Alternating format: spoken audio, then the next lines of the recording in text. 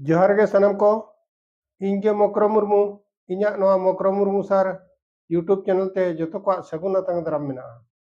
आदो तेहेन दो ना मन आजमा पारिवारिक कथा इदी कते इन जहां कथाइन लेया कहानी बांग कना गप्पो बांग कना मिटंग सरी घटन हुयाकन कथा आदो बाबाते टुअर अकन कोड़ा आ बोहाते भेगर अकन कोड़ा चेलेका आजा ओलो पढ़ाव रे जंगे नाम के आय आर रेंगेज टाका पैसा ते अभाव चेलेकारे आजा ओलो पढ़ाव होर रे आनाट एटकेटोणे सिरजवना ओना कथा के ना नसें लई नोगा आर आजा तायम दाराम सांसारिक जीवन रे चेलेका घटन को हुईना ओना गे ना कथा नसे बन आजम नोगा आदो अड़ी कष्ट मष्ट कते मैट्रिक के पास किया पढ़ावेना मैट्रिक धरी पढ़ावेना पास किया आर आशा कुकमु तहे कना कॉलेज रे ओलो आय मनते आशा कुकमु आशा रेगे तहेना मेनखान चेदा ओना दो टाका पैसा रे अभाव तहेनते आर कॉलेज रे मा बाय पढ़ाव दाड़ेयात गया तापरे मिड सेरमा दिन दो भगाव कते तहेनाय आर भगाव कते तहे कते गुती को लेका बखान रेंगेज हड़ को लेका पूरा जहां मजदूर हड़ को लेका नाल्हायाय हनी ओड़ा रे किसान ओड़ा रे आर उनकाते आजा दिन बिताव कान तहेन आदो उनकाते दोसार सेर मिड सेरमा दिन परे दोसार सेरमा दो आरहों उनका गे चेष्टा के I R city training apply कते ओरे ट्रेनिंग ए चलावना अड़ी कष्ट मष्ट सिटी ट्रेनिंग हो नोका टाका पैसा बंधक कते टाका पैसा रे अभाव तहेना चेते एडमिशन आय आदो भाषा बैसो तेमा टाका हो बाय नाम लेआ हासाय बंधक के हासा बंधक कते ओना हो अड़ी कम टाका ते आर इना टाका ते हो ओना एडमिशन तेगे चाबायना आर उनकाते ओड़े आजा जहां रे ट्रेनिंग स्कूल रे आज चिकाते ओनाय मैनेजा आर खर्चो चिकाते महीना के महीने एमा ओना अड़ी आज लगी ते अड़ी अनार तहे कना आदो जाहू उनकाते बार सेमा दिन ट्रेनिंग ए बिताव के ट्रेनिंग ए पास के अड़ी कष्ट मष्ट ते आदो उनकाते आरहो सिटी पास कोते के सिटी पास परे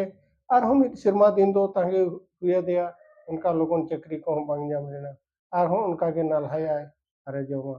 अड़ी कष्ट मष्ट आदो चांदो बंगा दयाते मिड सेरमा परे आरहो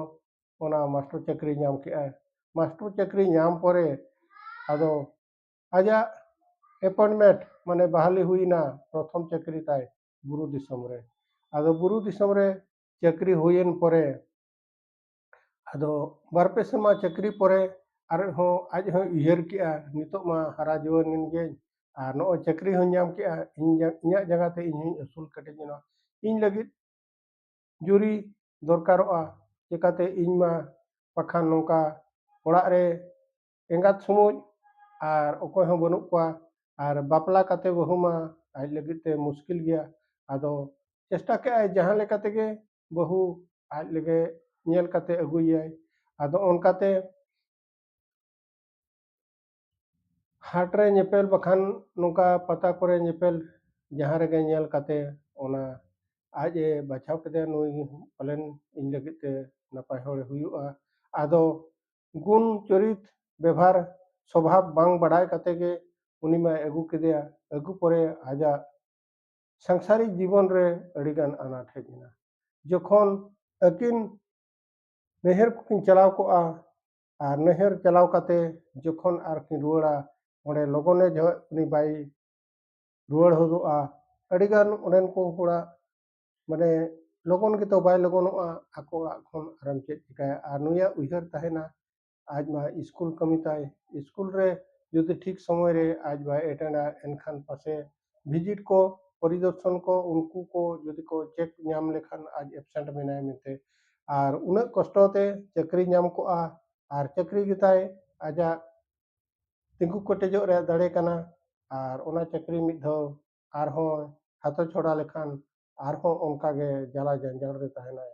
आर टाका पैसा अभाव रे तहनाय उनका लेकाते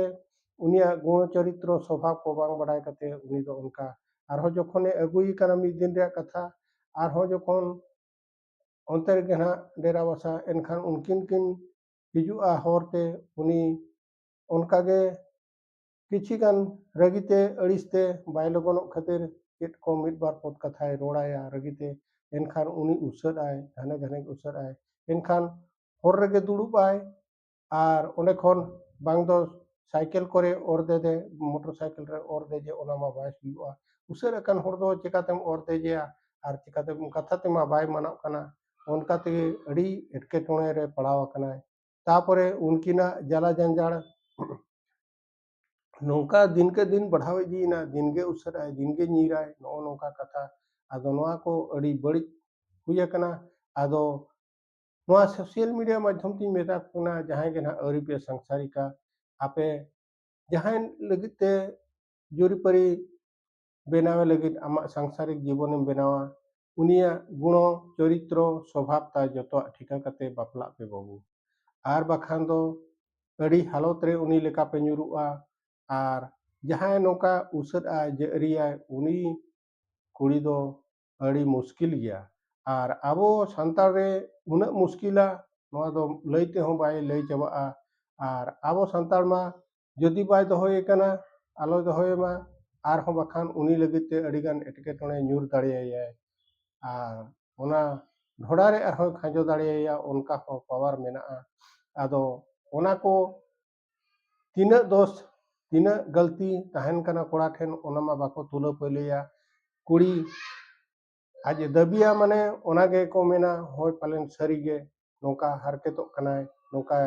जला कना ओना लगित ते नुई बाय तहन दाड़ेया कना ओना लगित उनका गे को मोने आदो नोआ को दो यथात विचार बांग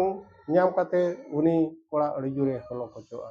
ओने उनका आपे बड़ाई काते बापला पे गुण चरित्र स्वभाव को नेल ठिका काते बापला पे बखान अड़ी हर आट पेनुआ आदो सोशल मीडिया रे तेहेन नौकान संदेश एम लगित इन बाध्य कना आर उनी या हालत को नेल काते इन नोआ मेनतिन बाध्ययना आर आपे हो आगाम दाराम रे नौकान हालत रे आलो पे ᱧᱩᱨᱩᱜ मा मेनते इया सानाम कोठेन नेहर तहन कना आर मिटटांग कथा जदि जुरीपरी उतर कान गया उनिसा छापाड़ा मा बांग गानोग कान गया आदो एनते रहो आपे चेल लेकारे सुलुक पे तहना चेल लेकारे नापाय बिन तहना ओना गे चेष्टा बिन कुड़ी हो चेष्टा मा कोड़ा हो चेष्टा मा आर दाल दापाल न्याय रपड़ ते दो तिसो बाम सोल्हे दाड़ेया उनिया मोने बाम अपनार दाड़ेया ओना दो बुझावाय तेगे मनमी कनाय मनमी लेका तेगे बुझावाय खान उनी दो बुझावा बखान दो तिसो मा बुझावा आर उनी जदि आजा चिंता चेतना ताय ठीक तहना एनखान उनी दो ना बुझावा मनमिया जदि गुण चरित्र ठीक तहना एनखान उनी दो ना बुझावा बखान दो बाय बुझावा आदो नो नोका कथा नोआ को अड़ी इम्पोर्टेंट मोने काते कमी पे ताबोन नितो हाट रे पता रे गोटा के पे दाड़ान कान तापेनो आर चिरहा लोकते आर उनिया मांगा सिविल रोडते आलोपे लोभाव गोदोआ आपेया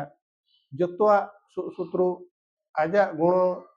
चरित्र स्वभाव ताय बड़ाई पे आर ओना सावते आको ओड़ा ओड़ा नैहर पास्टारी हम जहारेम नैहर हा उनकुआ काका खुड़ा मामो मम्मी उनकुआ स्वभाव को चेक लेका बखान उनकुआ कथा ते नुई नौकाय परिचालितोआ जहाँ जे आमा लाइफ रे आमा सांसारिक जीवन रे अड़ी जोर बाधाम ᱧᱟᱢᱟ